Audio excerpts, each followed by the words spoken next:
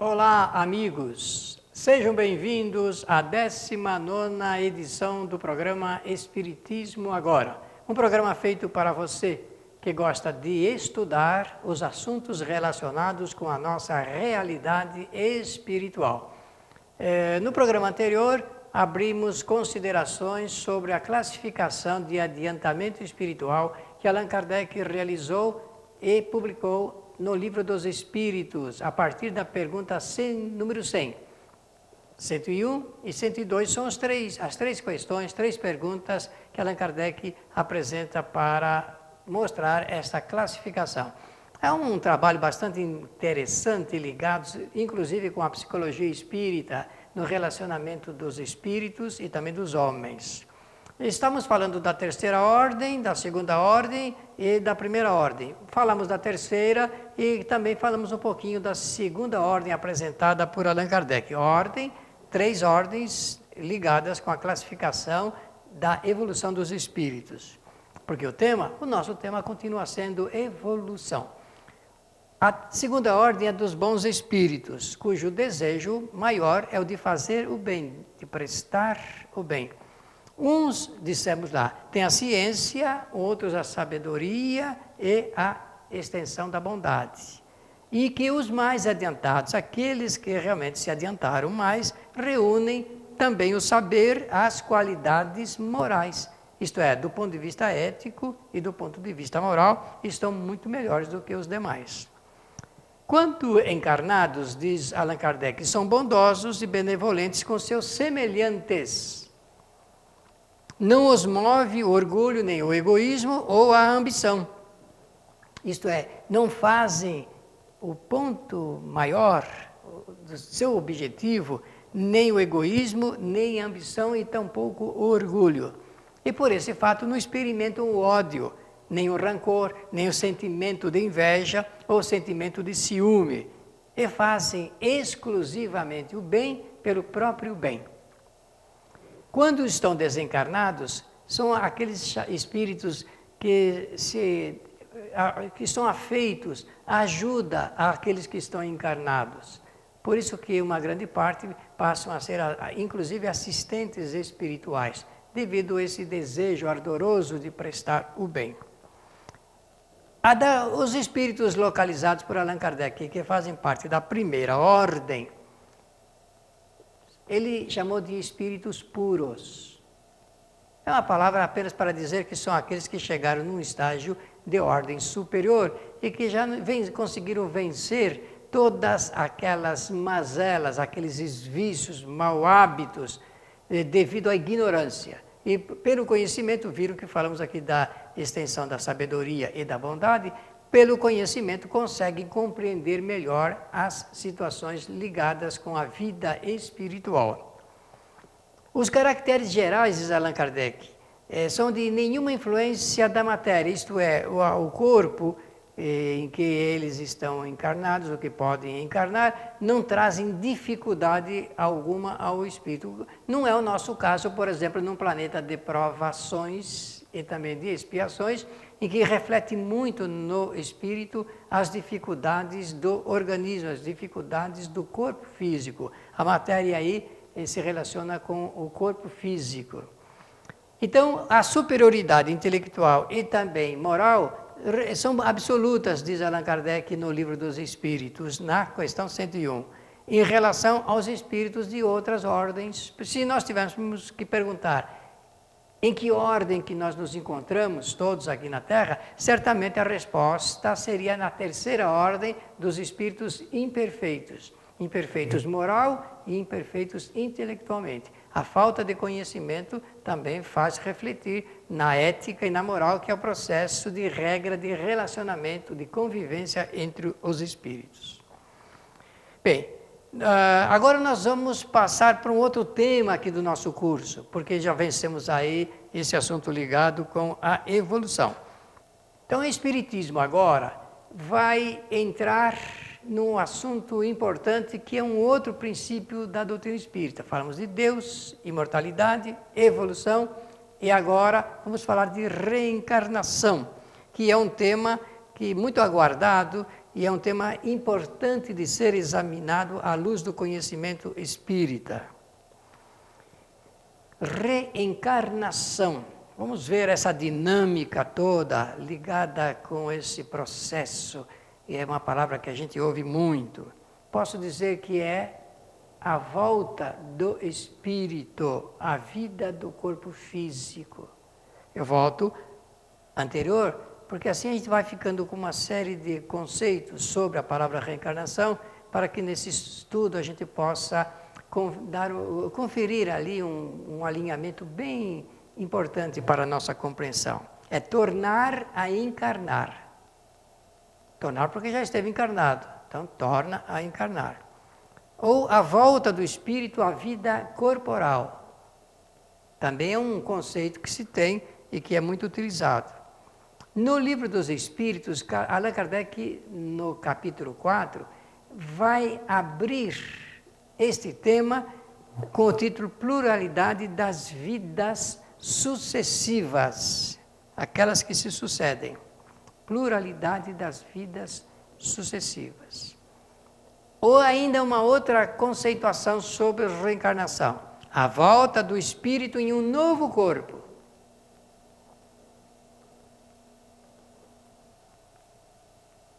A volta do espírito em um novo corpo. Obviamente, porque ele deixou um anterior, ficou um período em um outro estado. Esse estado, do ponto de vista da doutrina espírita, chama-se erraticidade, dade, qualidade do que é errático, é um estado que o espírito fica. Depois de desencarnado, ele retorna para o estado de erraticidade, encarnado e desencarnado. Fica um certo período, esse período é variável, não existe padrão, não existe uma uniformidade de todos os espíritos em estado de erraticidade. Alguns ficam semanas, meses, anos e outros muito tempo ainda, dependendo de vários fatores ligados às necessidades do espírito. Essa palavra que nós falamos, reencarnação, no passado, digamos na antiguidade, era chamada de palingenesia. Nós vamos mostrar aqui o significado dessa palavra e por que ela era utilizada. Palingenesia. Palin, vem do grego esta palavra, significa de novo. E Gênesis significa nascimento. Palingenesia significava, e ainda significa, nascer de novo.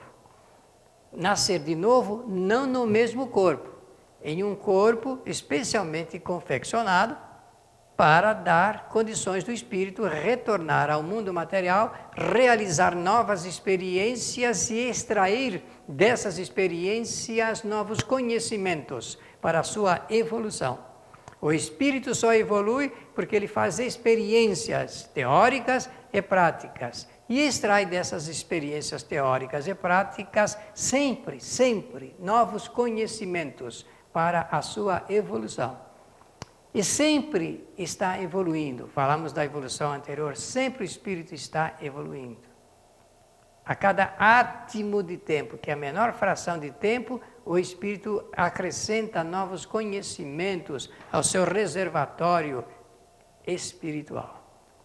Essa é a beleza do grandioso projeto da vida pelo Criador. Então, a palavra palingenesia, que vem do grego, significa um novo nascimento através de um outro corpo. Da mesma forma como uma antiga palavra metempsicose, que é uma palavra também do grego e tem no idioma latino também o mesmo conceito, metempsicose. Ela é formada da palavra meta, no grego que significa mudança, em, que significa em mesmo, e psique, que significa alma. Lembra-se que nós falamos do nascimento, nascer de novo, aqui a palavra metempsicose significa mudança da alma ou transmigração da alma. Só que o conceito que se dava na antiguidade, em algumas doutrinas ainda hoje também é dado, porque ela é uma crença muito antiga. Vamos ver aqui. Por exemplo, dos egípcios, dos romanos, dos chineses e dos hindus. E também dos gregos nós já falamos. Os antigos egípcios, os antigos gregos, os antigos romanos, chineses e hindus acreditavam na metempsicose. Meta, mudança, transmigração da alma em outros corpos. Como os esquimós ainda mantêm essa crença. Mas sabem a diferença entre essas crenças antigas e essa concepção da doutrina espírita? É que essas crenças antigas davam ao indivíduo a sensação da transmigração da alma, a mudança da alma na habitação de outros corpos que poderiam ser de animais e também de homens. E há mesmo algum grupo que pensava em vegetais. E lá pelas tantas do Livro dos Espíritos, como por exemplo a pergunta 611, Allan Kardec vai indagando e vai tirando considerações, conclusões, e o Espiritismo não adota a teoria da metempsicose, isso é da transmigração da alma do espírito em animais, porque seria um retrocesso no aspecto da evolução. Vencidas essas etapas, o espírito ele vai adquirindo a forma humana, como nós a conhecemos, e vai realizando as suas experiências durante muito tempo nessa forma. Então, para o Espiritismo não existe a metempsicose, existe o processo da reencarnação, que é a volta do espírito em um novo corpo confeccionado, especialmente para ele realizar novas experiências em uma outra vida, digamos assim. Então, esse estudo, se você quiser fazer, de maneira bem circunstanciada, de maneira metódica, paciente, cuidadosa, deve ser remetido para o capítulo número 4 do Livro dos Espíritos. Faça essa leitura e esse estudo e você vai ter um importante conhecimento a respeito dessa matéria. No capítulo Pluralidade das Existências, a partir da questão 330, que é uma recomendação que nós fazemos para você. Abra o Livro dos Espíritos e estude com carinho, com atenção, esse assunto a partir da pergunta número 330. Agora nós vamos fazer o nosso intervalo e retornamos logo a seguir para continuar com esse estudo a respeito de reencarnação. Apoio cultural.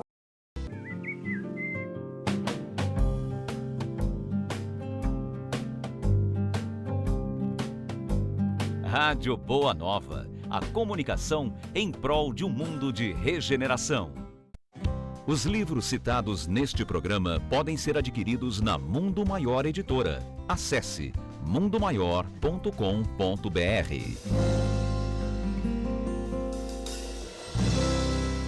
Um simples gesto, um ato de enormes proporções. Um simples gesto é capaz de dar apoio, acolher, educar, alimentar. Um simples gesto traz com ele benefícios incalculáveis. Um simples gesto contribui para realizar o bem. Participe para que a rede social do bem possa aumentar a sua capacidade de multiplicar as suas ações sociais. Pratique isso na hora que você for pagar a sua próxima compra. Use o cartão de crédito exclusivo O Bem. Peça já o seu cartão. Ligue 0800 644 2273.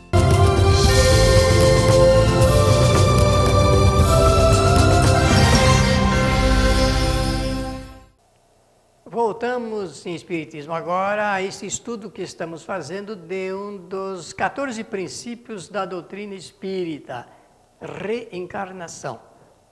Tema muito importante, porque é o momento em que o Espiritismo apresenta as explicações de todas as dúvidas das diferenças que existem no mundo material.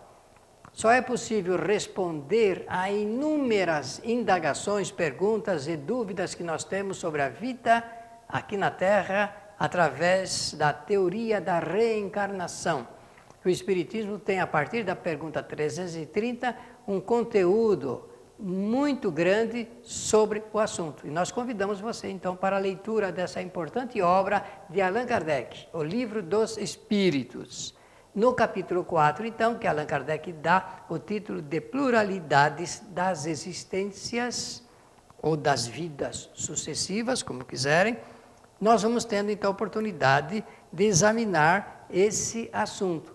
E é importante conhecermos porque nós vamos tirar essas dúvidas que nós temos. Quem é que produz a nossa reencarnação? Quem é que programa? Vamos usar essa palavra apenas como forma didática de apresentar. E a partir dessa pergunta 330, nós temos todas as indagações feitas por Allan Kardec e que atendem a essas dúvidas que todos temos a respeito deste assunto. Então, reencarnação, palavra volta do espírito a um novo corpo para fazer novas experiências e extrair novos conhecimentos. Pelo propósito do estudo, temos que dizer que a reencarnação é uma lei natural para todo o universo. Não é só no planeta Terra, não. Para todos os mundos habitados. A voltará a uma existência em um novo corpo, depois do espírito ter passado um certo tempo em estado de erraticidade. Já falamos 3 vezes em nosso programa, para fixar. Nós temos que ter essa fixação ligada com o conceito espírita sobre reencarnação. Não tem nada a ver com a metempsicose da transmigração da alma humana em animais e nem em vegetais, e somente em corpos humanos, de acordo cada vez mais com as novas civilizações no processo da evolução do espírito. Então, quando nos perguntar o que é reencarnação, nós temos que responder que à luz do conhecimento espírita é a volta do espírito em um novo corpo, confeccionado especialmente para uma nova existência. Ele se faz experiências novas, ele se extrai conhecimentos maiores. E ela começa conforme você já leu ou vai ler no Livro dos Espíritos, desde o momento da concepção. Após a morte física, o espírito entra em um novo estado. A partir do instante que o espírito rompe todas as ligações fluídicas com o corpo físico, ele fica em um novo estado. Esse novo estado, o espiritismo chama de erraticidade.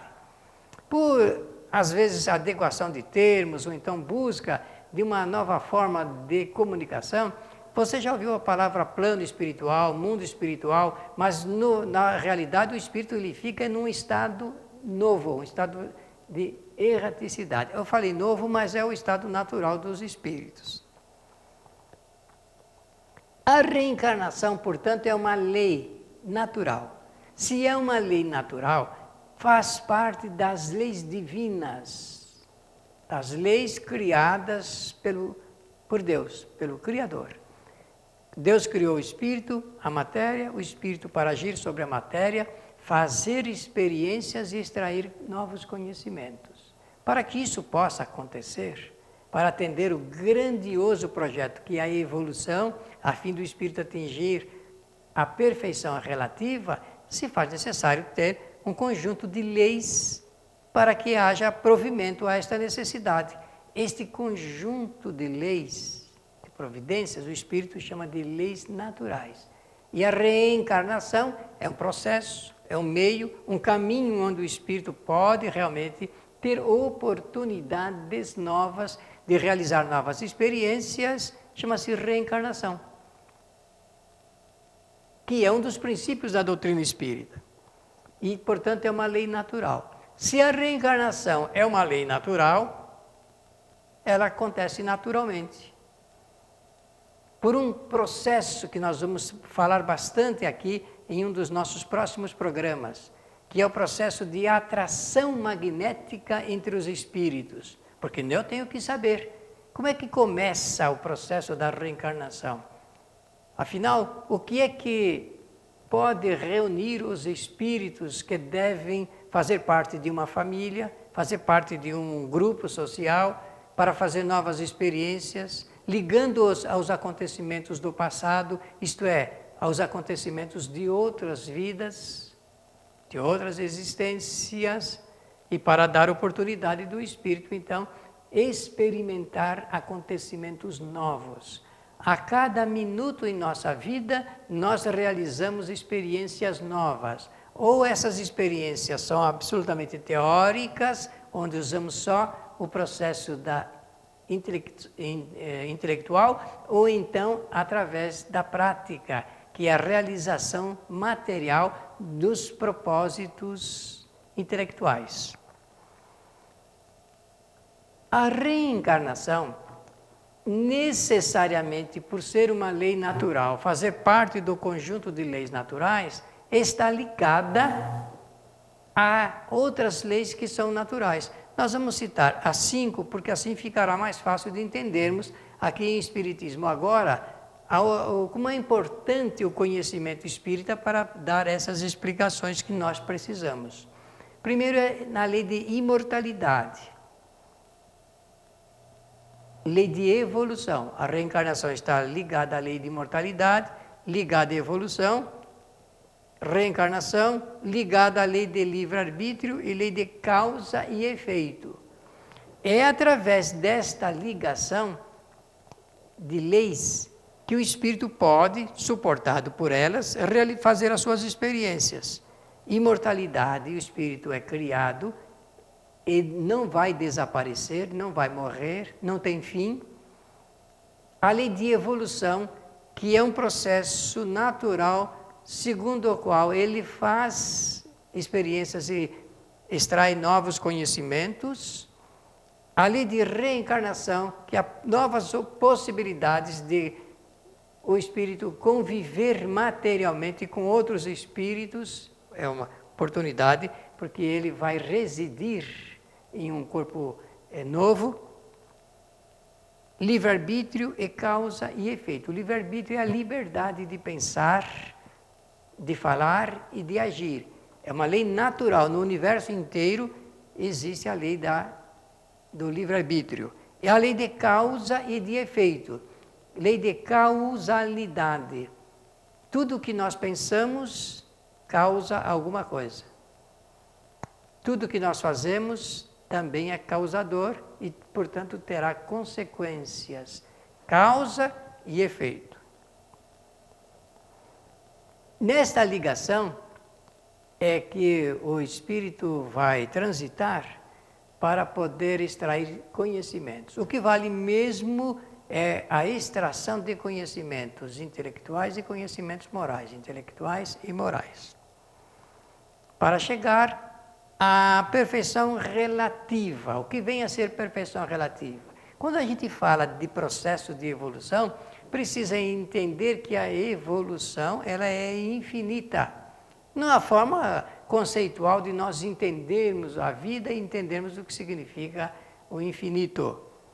E chegar ao momento em que o espírito atinge o grau máximo do que é possível atingir do ponto de vista das experiências intelectuais e das experiências morais.